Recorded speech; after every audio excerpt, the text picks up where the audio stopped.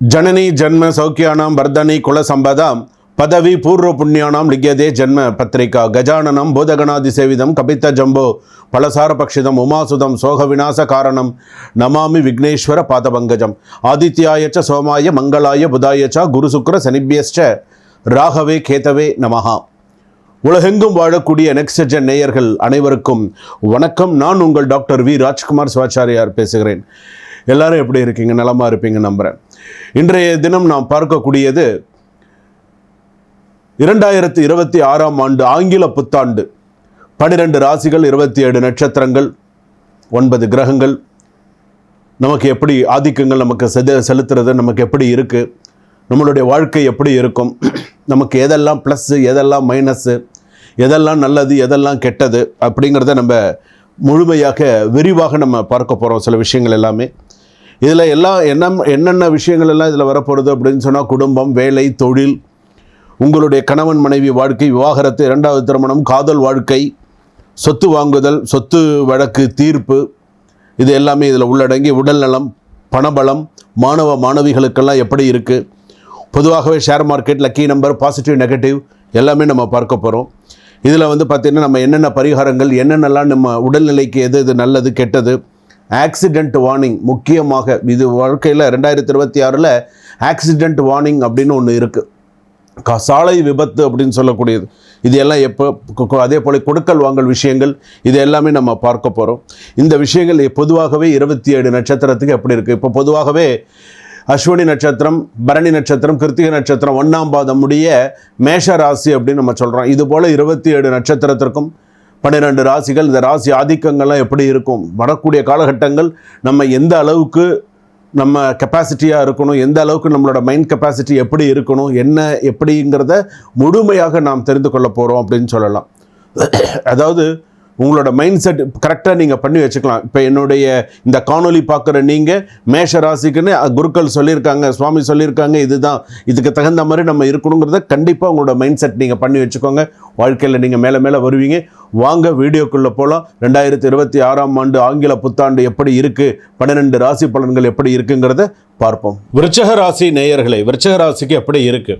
பொதுவாகவே விருச்சக ராசி அப்படின்னு எடுத்துக்கும் பொழுது கேட்ட நட்சத்திரம் விருச்சக ராசி, அனுஷ நட்சத்திரம் விருச்சக ராசி, விசாக நட்சத்திரம் 4ஆம் பாதம் விருச்சக ராசி இருக்குது. ஆனால் இந்த விருச்சக ராசி அப்படின்னு சொல்லும்போது விருச்சகம், தனுசு, மகரம், கும்பம், மீனம், மேஷ, ரிஷபம், மிதுனம், கடகம், அதாவது ஒரு எழுச்சி கிடைக்க போகிறது அப்படின்னு சொல்லலாம். உண்மையே அதுதான் உண்மையான ஒரு வார்த்தை. என்னென்ன எச்சரிக்கையும் எழுச்சியும் சேரும் நாள் அப்படின்னு சொல்லலாம். இன்னொரு விஷயம், விருச்சிகத்திற்கு வித்தியாசமான சில நிறைய நல்ல மாற்றங்களை எதிர்பார்க்கக்கூடிய ஒரு வருடமாக அமையும் அப்படின்னு சொல்லலாம்.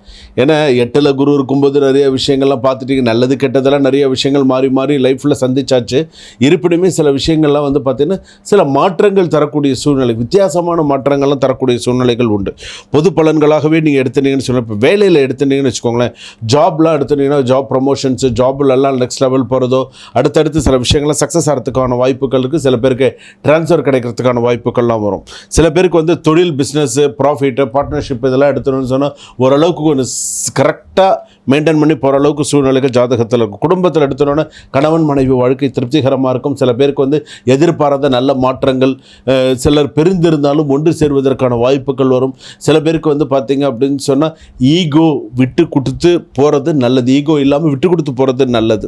2ஆம் திருமணம், விவாகரத்து கேஸு, டிவோர்ஸ் கேஸ்க்கெல்லாம் முடிவதற்கான காலம் வந்தாச்சு அப்படின்னு சொல்லலாம். 2ஆம் திருமணம் கூடி வரத்துக்கான வாய்ப்புகள் இருக்கும். காதல் கைகூடும். சில பேருக்கு சொத்து வாங்குதல் தொடர்பான வீடு சம்பந்தமான சொத்து வாங்குறது, ஒரு ஃப்ளாட்ஸில் இடம் வாங்குறது, ஒரு இடம் வாங்கி வீடு கட்டுறது, இதெல்லாம் ஓரளவுக்கு கூடி வரத்துக்கான வாய்ப்புகள் இருக்குது.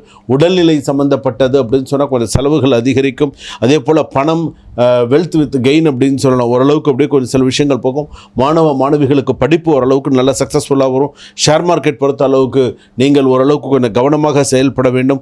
பாசிட்டிவான சில விஷயங்கள் இருக்குது, நெகட்டிவான சில விஷயங்கள் இருக்குது. பாசிட்டிவான சில விஷயங்கள் அப்படின்றது கோபத்தை தவிர்ப்பது நல்லது. எந்த அளவுக்கு நீங்கள் கோபத்தை தவிர்த்து நீங்கள் சில விஷயங்கள் கொண்டு போகிறீங்களோ அவ்வளவு உங்கள் ராசிப்படி உங்களுக்கு சரியான சூழ்நிலையில் கொண்டு போகிறதாக அர்த்தம்.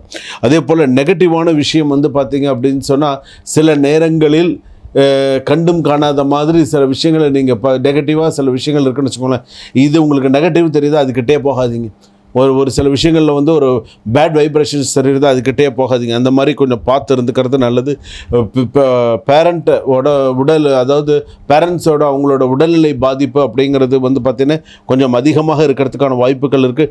நீண்ட நாள் நிலுவையில் இருந்த வழக்கு உங்கள் பக்கம் சாதகமாக மாறுவதற்கான வாய்ப்புகள் கண்டிப்பாக இருக்குது. அதே போல் உங்களுக்கு வந்து பார்த்திங்க அப்படின்னு சொன்னால் வயிறு சம்பந்தமான விஷயங்கள், இதயம் சம்பந்தமான சில விஷயங்கள்லாம் பாதிக்கிறதுக்கான வாய்ப்புகள் இருக்குது.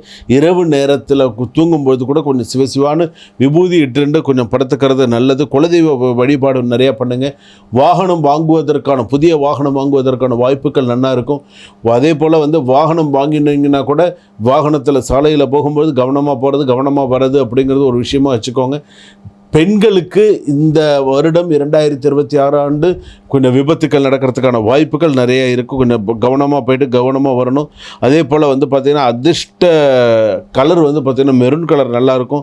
அதிர்ஷ்ட எண் வந்து பார்த்திங்கன்னா 8. ஸ்ரீ நரசிம்மர் வழிபாடு உங்களுக்கு சிறப்பு தரக்கூடியதாக இருக்கும். பரிகாரத்தை பொறுத்தளவுக்கு வந்து பார்த்திங்கன்னா விருச்சிக ராசி பொறுத்தளவுக்கு அலர்மேல் மங்கை பத்மாவதி தாயார் கோவிலுக்கு டைம் கிடைக்கும்போது ஒரு தடவை போயிட்டு வாங்க.